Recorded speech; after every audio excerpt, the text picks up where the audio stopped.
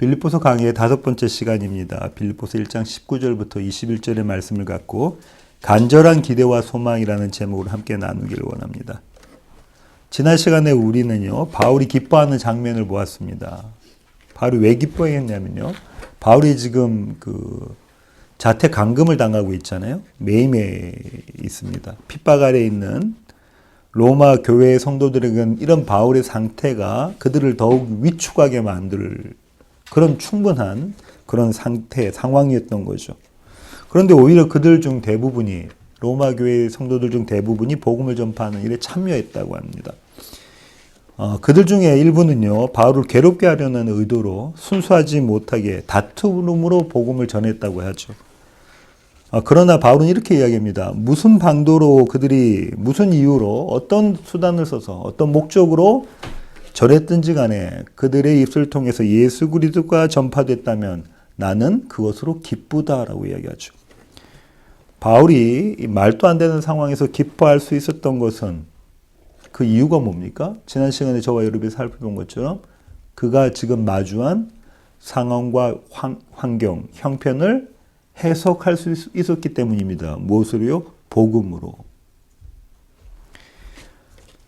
우리도 시간을 마주하게 됩니다. 매일매일 삶 가운데 우리도 시간을 마주하게 되는데 지금 바울은 우리에게 뭐라고 권면하고 있는 거냐면 복음으로 우리에게 마주한 상황과 형편을 해석하라는 거죠.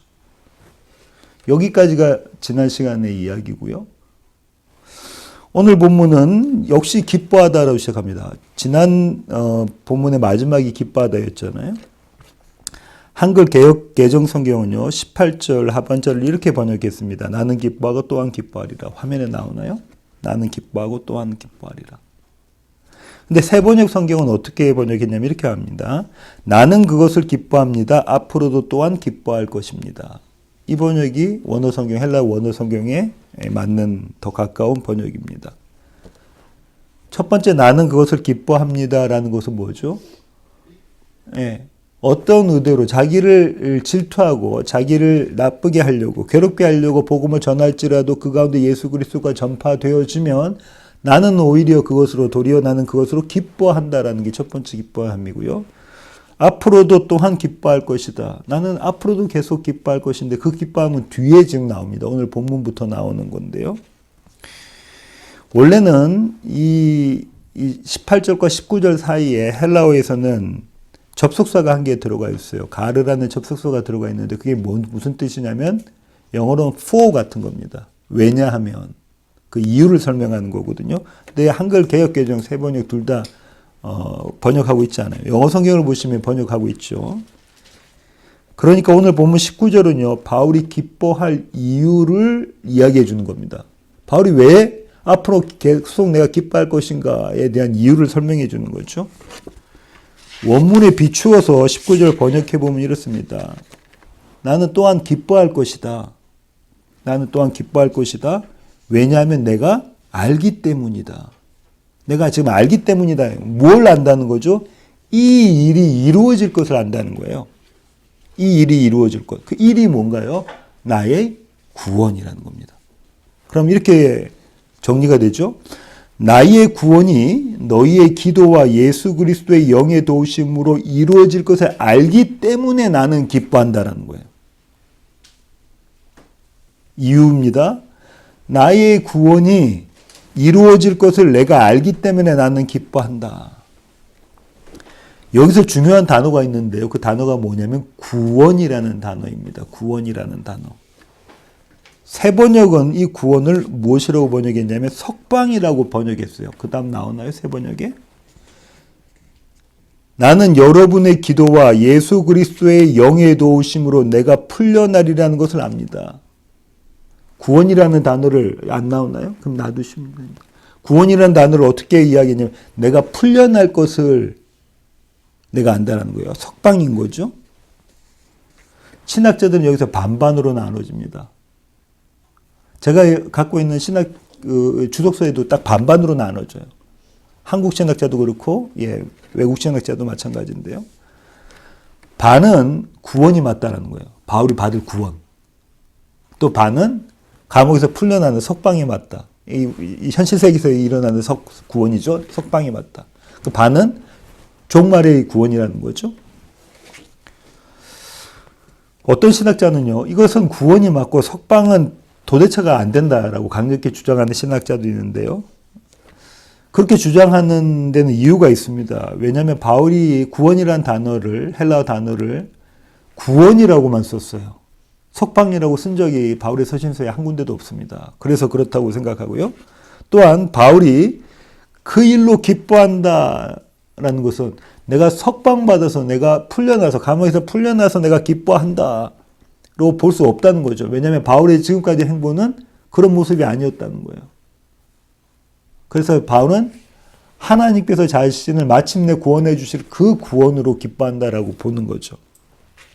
반면에요, 구원이 아니라 이것이 석방이라고 세번역 쉬운 성경, 많은 성경들이 그렇게 번역하고 있는데요. 영어 성경도 마찬가지입니다. 석방이라고 생각하는 그런 신학자들은 왜 그러냐면 편지의 내용의 문맥이 그걸 이야기해 주고 있다는 거예요. 25절 한번 가보실까요? 25절. 함께 읽으시겠습니다. 내가 살 것과 너희 믿음의 진보와 기쁨을 위하여 너희 무리와 함께 거할 이것을 확실히 아노니. 내가 살 것과, 난 죽지 않고 석방받아 살고 너희와 함께 있을 것이다 라고 이야기하고 있다는 거죠. 2장 24절 보실까요? 23절부터 한번 읽어보시겠습니다. 그러므로 내가 내일이 어떻게 될지를 보아서 곧 이 사람을 보내기를 바라고 나도 속히 가게 될 것을 주 안에서 확신하노라. 바울이 디모데 보낼 것인데 나도 너희한테 속히 갈 것을 내가 확신한다. 이런 문맥에서 볼 때, 이런 내용이 바울의 편지의 내용에서 본다면 이것은 구원이 아니라 석방이다 라고 이야기하고 있는 거죠.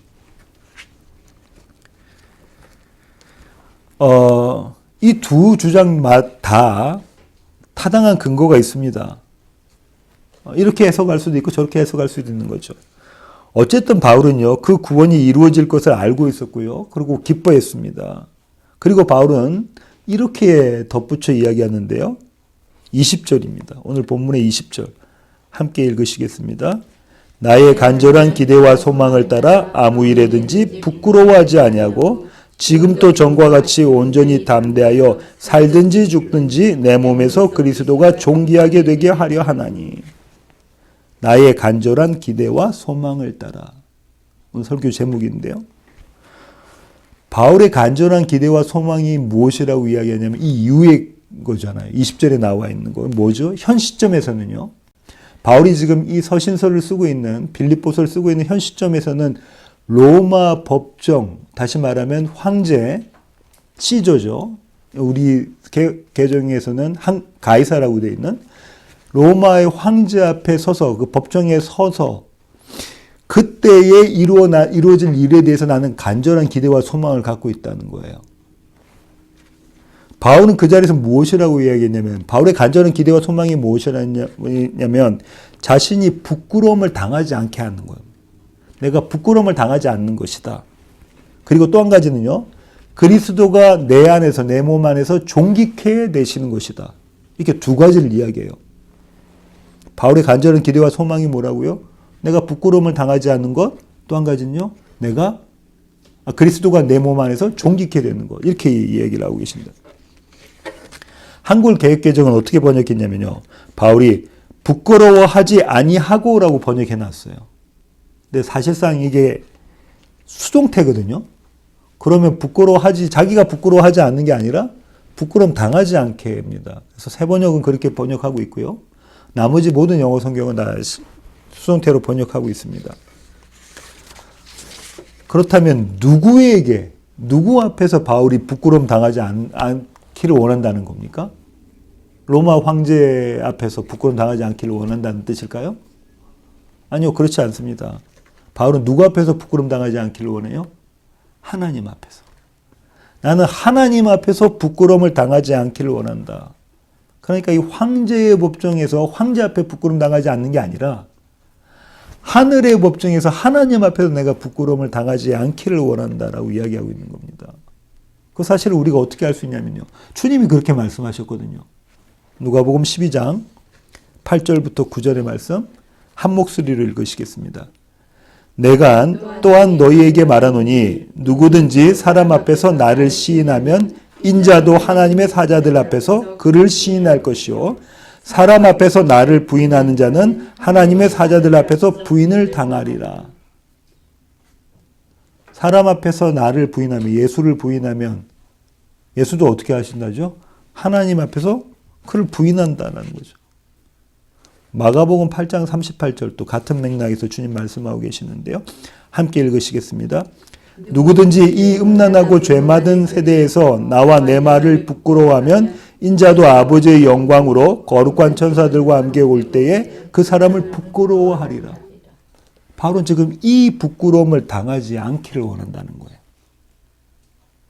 그럼 이 부끄러움을 당하지 않으려면 바울이 무엇을 부끄러워하지 않아야 됩니까? 예수 앞에서, 하나님 앞에서 부끄러움을 당하지 않으려면 바울은 어떻게 해야 된다고요? 예수를 부끄러워하지 않아야 된다는 게 세상 앞에서. 세상 앞에서 나는 예수를 부끄러워하지 않습니다. 그리스도 예수의 복음을 부끄러워하지 않는다고 이야기하는 것이 부끄러움을 당하지 않는 것이라는 거죠. 그래서 한글 개역 개정 성경에 앞서가서 여기까지 번역을 해버린 겁니다.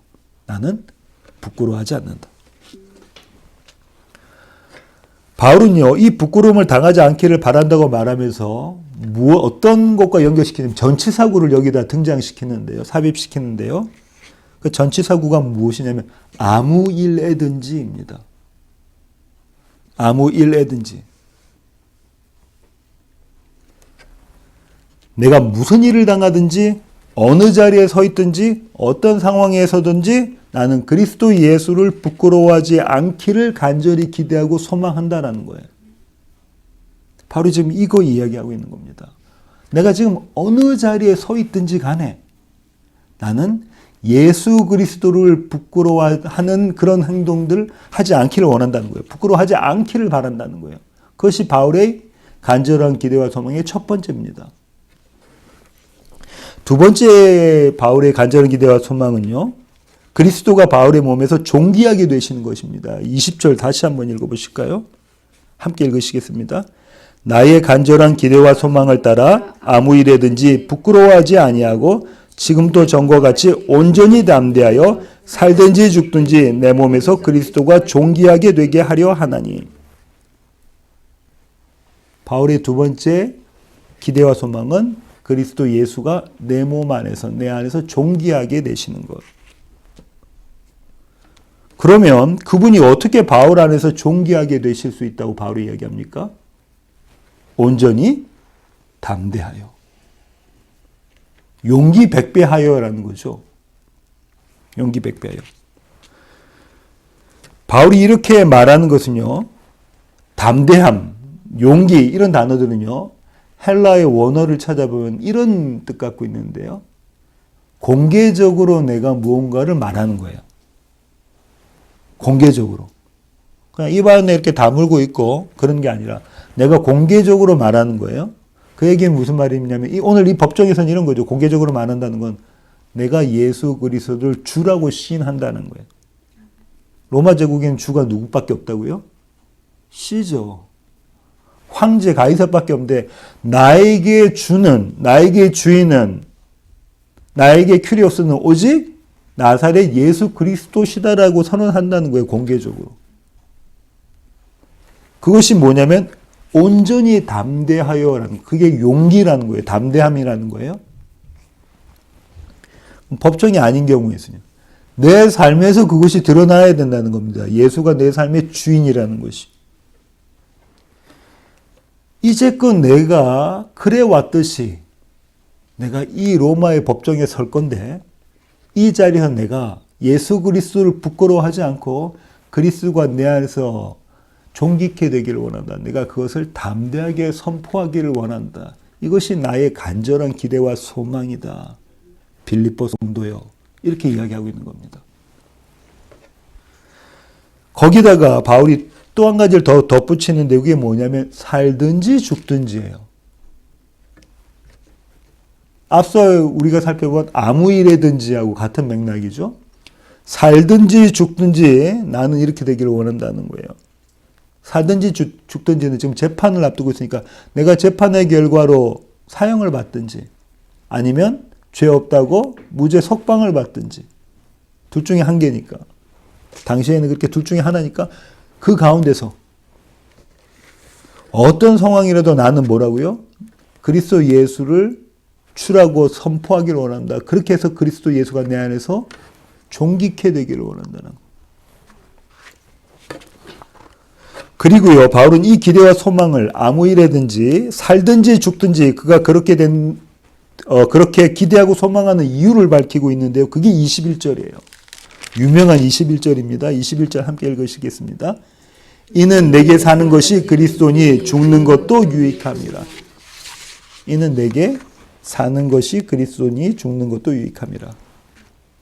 여기서 바울은요, 삶과 죽음을 대비시킵니다. 대조시키죠. 바울은 삶이 곧 뭐라 하죠? 자신의 삶이 곧 그리스도다라고 이야기해요. 바울이 이렇게 이야기할 수 있는 것은요, 바울이 다메섹으로 가는 그 길가에서 예수 그리스도를 만났어요. 그죠? 부활하신 예수 그리스도를 만났습니다. 그때부터 바울의 삶이 시작되었다는 거예요. 내 삶의 시작이시고 내 삶의 이유가 되시며 내 삶의 전부가 되시는 분, 그분이 예수님이다라는 거예요. 내가 사는 것이 그리스도시니, 내가 사는 것이 그리스도시니, 이 얘기는요, 내 삶의 시작이 되시고 내 삶의 이유가 되시고 내 삶의 전부가 되시는 분이 그리스도시다라는 거예요. 그걸 지금 바울이 이야기하고 있습니다. 바울은 자신 안에 사시는 분이 그리스도라고 밝히고 있죠. 그래서 갈라디아서 2장 20절에서 바울은 이렇게 이야기합니다. 함께 읽으시겠습니다. 내가 그리스도와 함께 십자가에 못 박혔나니 그런즉 이제는 내가 사는 것이 아니요 오직 내 안에 그리스도께서 사시는 것이라. 이제 내가 육체 가운데 사는 것은 나를 사랑하사 나를 위하여 자기 자신을 버리신 하나님의 아들을 믿는 믿음 안에서 사는 것이라. 바울이 뭐라죠? 이제 내가 사는 것은 내가 사는 것이 아니요 내 안에 그리스도 예수가 사시는 것이다. 이 일이 어떻게 이루어진다고 하죠, 바울이? 믿음으로, 그죠? 하나님의 아들을 믿는 믿음 안에서 일이 이루어진다라고 이야기합니다. 바울이 사는 것에 대한 이유, 사는 것에 대한 목적, 그죠? 그걸 이야기하고 있고요. 다음으로 바울은 자신이 죽는 것도 유익이라고 이야기해서 내가 죽어도 얻는 게 있다는 거예요, 나한테. 내 손에 잡히는 게 있다는 거예요. 내가 이 법정에서 사형 선고를 받고 그렇게 죽게 되어도 나는 얻는 것이 있다라고 바울이 이야기하는 거예요. 그 얻는 것이 무엇일까요? 예수입니다. 그 얻는 것이 생명이에요. 왜냐하면 자신의 삶의 주인이신 그리스도를 온전히 경험하는 시간이 그때부터 시작되는 거거든요. 그래서 그의 죽음은 더 이상 죽음이 아닌 겁니다. 부활의 주님과 온전히 연합을 이루고요. 그분의 생명, 우리가 이야기하는 영생을, 하나님의 생명을 가득 나눌 수 있는 것, 그 시점이 바울의 죽음의 시점이라는 거예요. 그러니 바울에게는 사는 것도 죽는 것도 모두 그리스도 예수를 위한 것입니다. 로마서 14장 7절부터 9절의 말씀 함께 읽으시겠습니다. 우리 중에 누구든지 자기를 위하여 사는 자가 없고 자기를 위하여 죽는 자도 없도다. 우리가 살아도 주를 위하여 살고 죽어도 주를 위하여 죽나니 그러므로 사나 죽으나 우리가 주의 것이로다. 이를 위하여 그리스도께서 죽었다가 다시 살아나셨으니 곧 죽은 자와 산 자의 주가 되려 하시며. 바로 유명한 이야기를 하고 있다, 그죠? 우리에게는, 그리스도에게는 뭐라고요? 사는 것도 주를 위해서, 죽는 것도 주를 위해서. 사나 죽으나 모두 주를 위한 것이라고 하죠. 그러면서 이렇게 이야기합니다. 예수 그리스도가 죽으셨다가 살아나신 것이 우리가 이렇게 예수와 함께 사나 죽으나 모든 것이 예수를 위함이라는 사실을 알게 하시는, 여기서 안다는 것은 그냥 머리로 아는 게 아니라 온몸으로 경험하는 그 알미죠.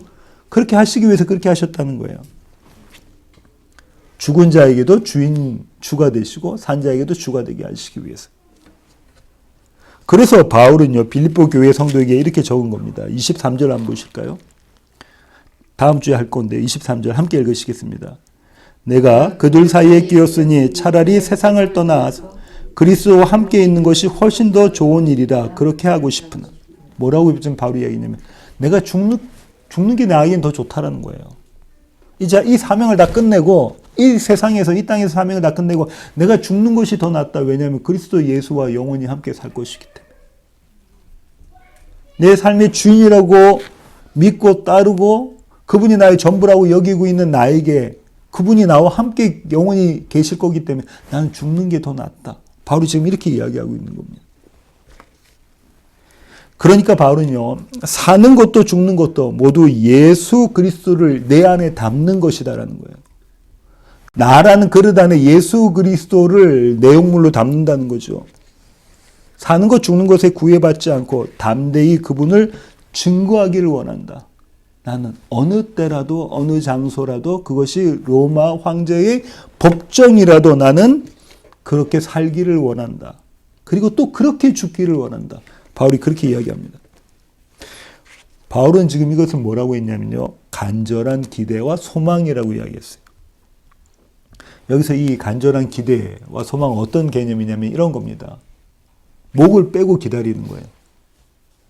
우리 막 이렇게 뭐 좋은 일이 있으면 목을 빼고 기다리잖아요.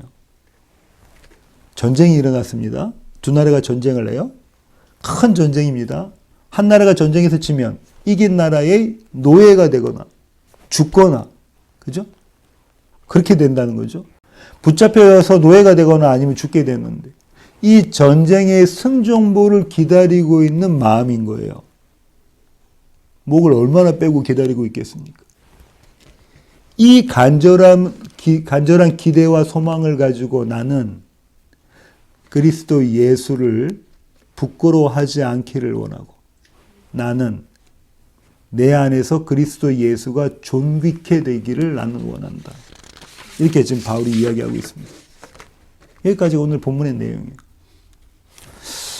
이제 오늘 본문의 말씀을 우리의 시간으로 좀 옮겨와 보죠. 바울은 지금 우리에게, 저와 여러분에게 이렇게 질문하는 겁니다.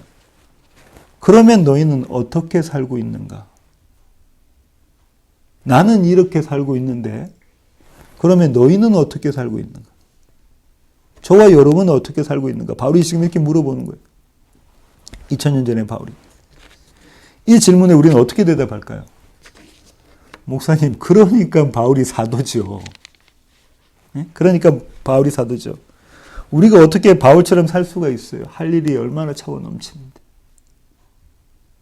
바울은 지금 법정에 가 있다면서요. 로마 그 법정, 무시무시한 그 로마의 법정, 황제 앞에 서 있다면서요.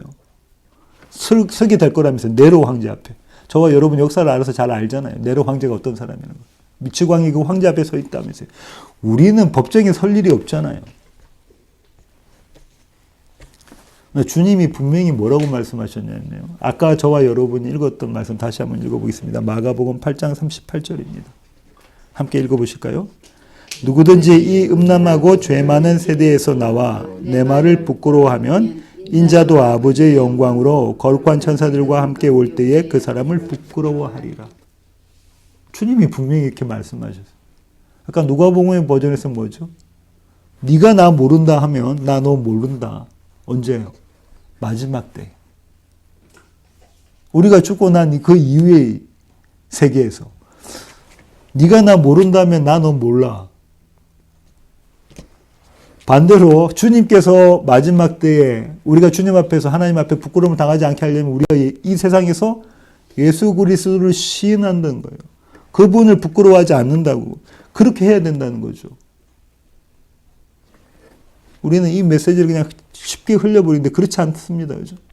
어마어마하게 무시무시한 메시지 아니십니까? 그러니 우리는 바울의 이 말을 귀담아 들어야 합니다. 그러면 너희는 어떻게 살고 있는가? 바울은요, 무슨 일에든지 그리스도를 부끄러워하지 말고 그분을 존귀하게 하라고 저와 여러분에게 요청하고 있는 겁니다. 그분 앞에서 부끄러움을 당하지 않으려면 그분을 부끄러워하지 말아야 된다고 하는 거고. 여기서 부끄러워하지 말아야 된다는 건 소극적 표현인데요. 이거 적극적 표현으로 말하면 어떻게 되는 겁니까? 자랑해야 된다. 누구를요? 그리스도 예수를 자랑해야 된다는 거예요. 한번 이렇게 생각해 볼게요. 저와 여러분 안에 자랑할 일이 한 개 생겼어요. 그럼 어떻게 하죠? 자랑하고 싶어집니다. 그렇지 않습니까? 뭔가 자랑할 길이 생겼어. 누구한테 막 이 사실을 이야기하고 싶어. 내가 감추고 있으면 미치겠죠. 그죠? 안절부절하지 않으세요? 내가 자랑하고 싶어요. 복음을 부끄러워하지 않고 예수를 부끄러워하지 않는다는 것은 내가 이 예수를, 이 복음을 자랑한다는 겁니다. 바울은 이것을 이렇게 표현했습니다. 로마서 1장 15절부터 16절 상반절의 말씀 함께 읽으시겠습니다. 그러므로 나는 할 수 있는 대로 로마에 있는 너희에게도 복음 전하기를 원하노라. 내가 복음을 부끄러워하지 아니하노니 이 복음은 모든 믿는 자에게 구원을 주시는 하나님의 능력이 되며 나는 할 수 있는 대로 너희 로마 교회에서 복음 전하기를 원한다라고 바울이 이야기했고요. 마침내 바울의 계획과는 전혀 다른 방법으로 바울은 로마에 와서 옥에 갇혀서 지금 이 복음을 전하고 있어요. 할 수 있는 대로 내가 로마에서 너희와 함께 복음 전하기를 원한다. 너희에게 복음을 나누기를 원한다. 왜냐하면 이게 자랑이거든요. 바울의 자랑이거든요. 그러면 무엇이요? 바울이 이렇게 자신의 삶을 송두리째 드리면서 자랑하게끔 만들었습니까? 오늘 뭐라고 하죠? 바울이 로마서 16장 상반절에서요. 무엇이 그렇게 했다는 거예요? 하나님의 능력이. 하나님의 능력이 그렇게 했다는 겁니다. 누가 그 자리로 이끌으셨냐면 하나님께서 바울을 그 자리에 이끄셨다는 거예요. 바울 자신의 실력이 아니라 하나님의 지혜와 능력이 그 일을 하셨다는 겁니다. 그래서 바울이 어떤 소리를 듣죠? 바울아, 네가 미쳤구나. 네 엄청난 지식으로, 바울이 대단한 그 지식을 갖고 있었잖아요. 네 그 대단한 지식이 너를 미치게 만들었다라는 소리를 들을 정도로 바울이 그렇게 미치게 살았다는 거예요. 세상이 보기에는.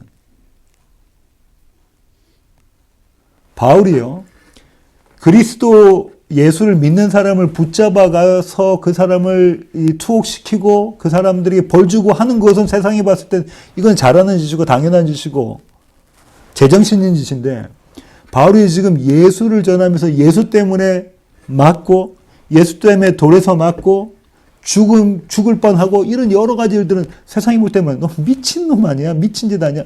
네 지식이 널 그렇게 망쳐버렸구나. 이렇게 이해한 소리를 들었다니까요. 뭐 때문에? 예수 그리스도를 자랑하는 것 때문에. 바울은 저와 여러분에게 너희에게도 이 간절한 기대와 소망이 있기를 원한다고 해요.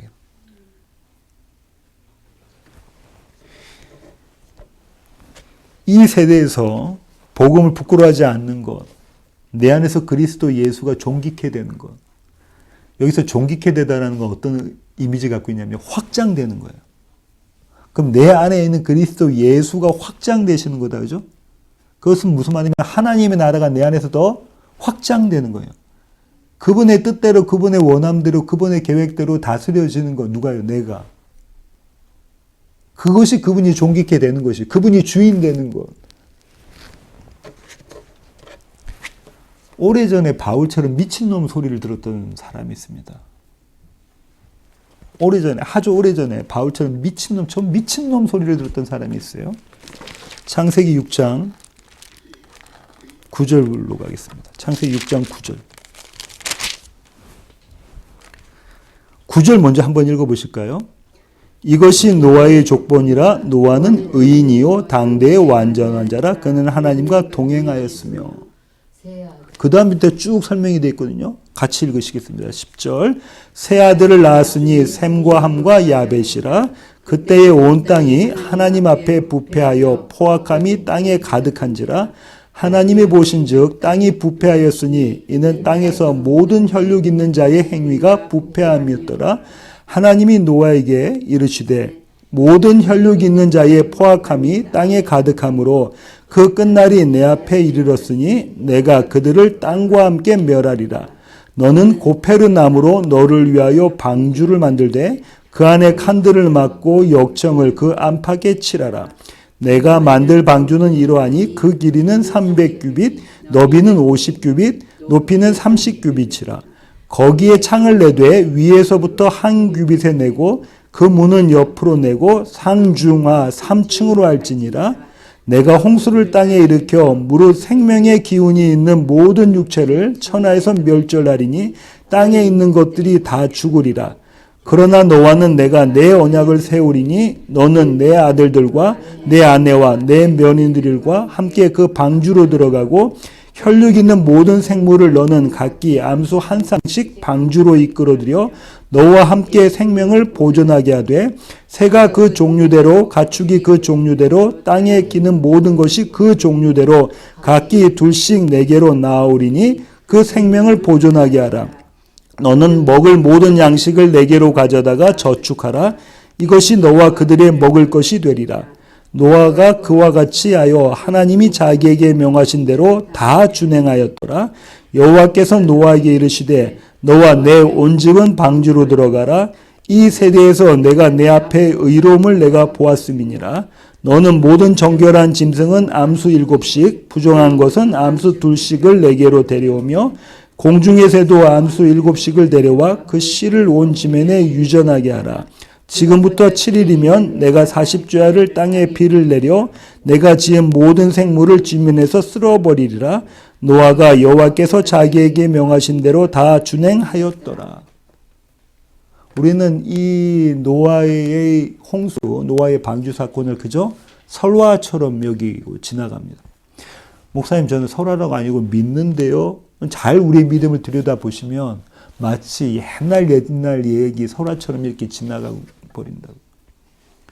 노아가 오늘 바울의 사건, 우리에게 시대적으로 좀 더 가까운 이 바울의 사건과 견주어 보면 노아는 당시의 모든 주변에 있는 사람들에게 어떤 소리를 들었다고요? 저 미친놈, 제정신이 아닌. 그럼 우리는 어떻게 또 대답하죠? 그는 의인이었더라. 그죠?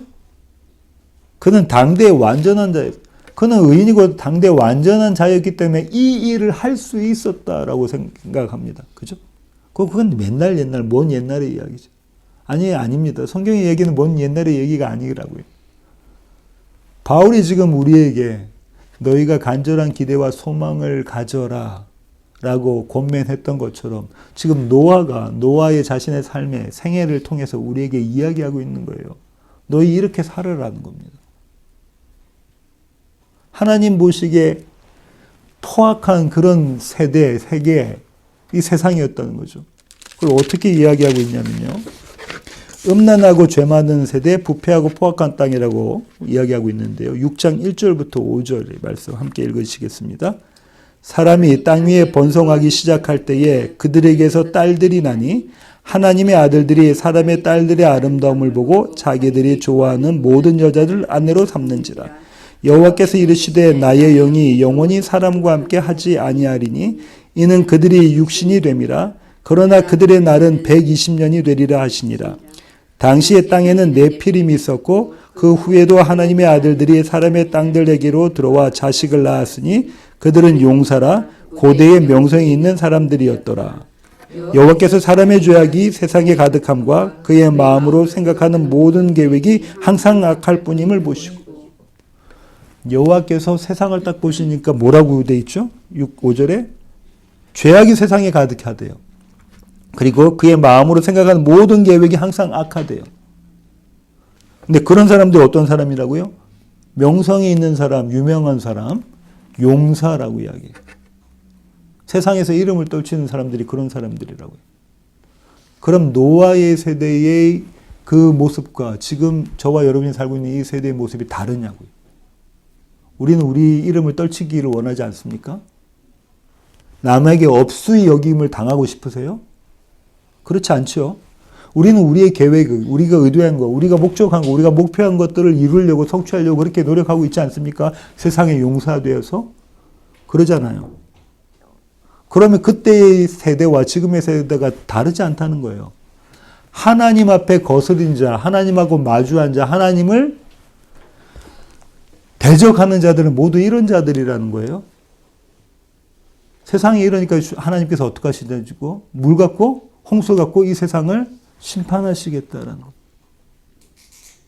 이 세상을 심판하시겠대요. 그런데 노아는 어떻게 했다고요? 당대의 의인이고 완전한 자라고. 그래서 어떻게 했다고요? 방주를 짓습니다. 세상의 손가락질하는 방주를 짓. 세상의 손가락질하는 방주를 짓는다니까요. 여러분 한번 생각해 보세요. 비도 안 와요. 비도 안 오는 그때 방주 짓는 게 쉽냐고요. 그냥 똑딱똑딱 한 만들어놓은 이런 모형 방주가 아니고요.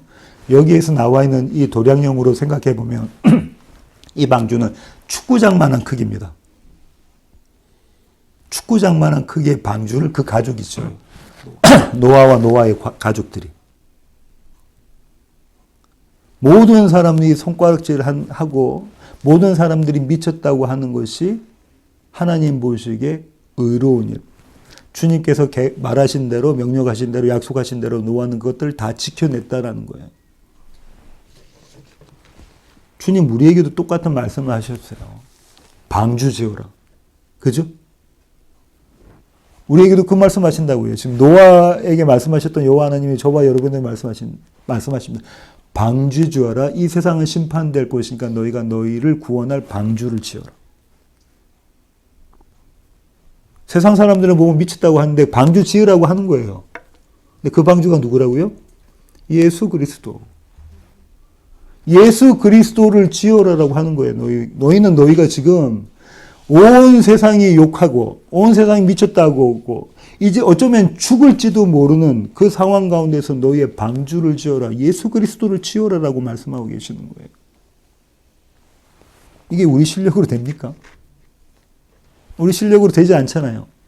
우리 실력으로 되지 않는 걸 어떻게 우리가 알 수 있죠?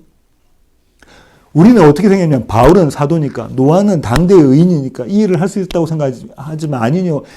이렇게 하지 않으면 어떤 누구도 구원을 받지 못한다는 거예요. 하나님이 부끄러워하신다는 거예요. 마지막 때. 너 부끄러워. 왜냐하면 네가 이 세상을 살면서 나를 부끄러워했기 때문에. 내가 너 부끄러워한다는 거예요. 어떻게 살지 않으면요.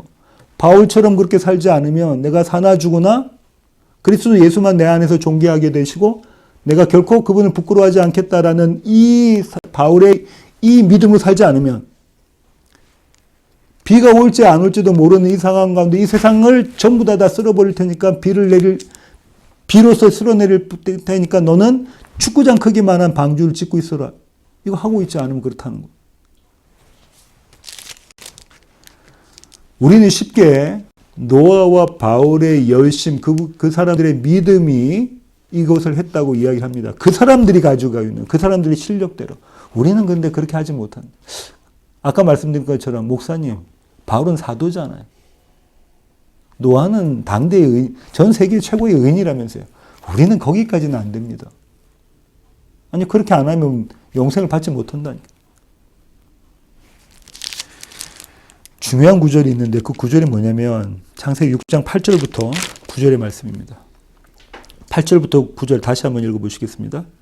그러나 노아는 여호와께 은혜를 입었더라. 이것이 노아의 족본이라. 노아는 의인이요 당대의 완전한 자라. 그는 하나님과 동행하였으며. 이것은 노아의 족본이라. 이거 다시 한번 이것은 노아의 인생이라는 거예요. 이것은 노아의 인생이다. 근데 그는 어떻다는 거예요? 의인이었어. 그는 완전한 자야. 하나님과 동행한 자야. 그 앞에 뭐라고 돼 있죠? 8절이 세상은 엉망진창으로 살던데 하나님과 원수돼서 살던데 노아는 하나님께 무엇 받았다? 은혜를 입었다. 노아가 될 수 있었던 이유가 뭐라는 거예요? 하나님의 은혜라는 거예요. 하나님의 그 은혜가 없으면 이렇게 못한다는 거예요. 믿음이 발휘되지 않는다는 거예요. 왜냐하면 믿음은 하나님의 은혜이니까. 노아는 하나님께 은혜를 받았더라. 그래서 그는 그의 삶은 이러이러했다라고 지금 보여주고 있는 겁니다. 창세기 기자가. 우리는 지난 시간에 저와 여러분이 마주한 삶의 형편들을 해석해내야 된다고 했어요. 잘 되는 것이 잘 되는 것인지 안 되는 것이 안 되는 것인지, 내가 왜 이런 상황 가운데 서 있는지, 주님이 나에게 무엇을 말씀하시려고 하는지, 복음으로 내가 지금 마주한 상황들을 해석해내야 된다고 그랬어요. 그죠? 해석해내면요. 그 다음에는요. 오늘 본문입니다. 뭐라고요?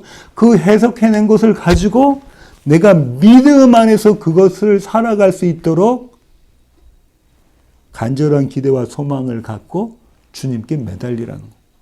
왜냐하면 그분이 하시니까 우리 안에서. 말도 안 되는 이 일을, 세상은 손가락질하는 이 일을, 그죠? 헬라인은 미련하다고 하고 유대인들은 거리끼는 이 십자가 복음을 어떻게 해요? 살아가게 만들어내시는 분이 누구라는 거야?